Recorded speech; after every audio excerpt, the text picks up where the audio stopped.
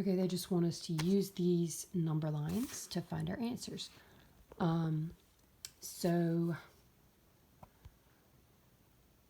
I'm just going to kind of wing this. I'm not really sure their method that they wanted you to know, but I'll just work out the problem.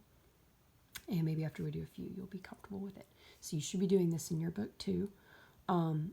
They say 3 minus positive 3. Well, positive 3 is just 3, so I can really simplify that more to mean 3 minus 3.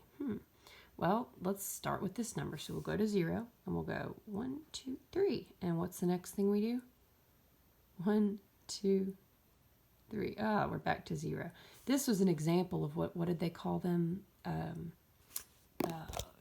Something like inverse additives or something. Let's see what they call them.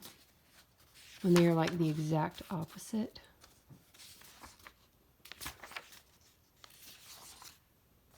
I mean, let me just write that down.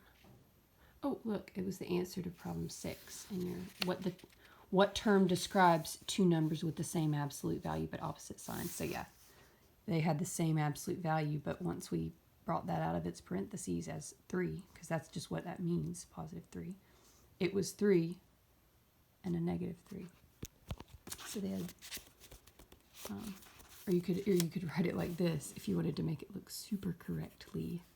Additive inverse. Look, we're adding, because it's going to come to the same thing once you take it out. It's like 3 minus 3. You can't just get rid of the minus sign.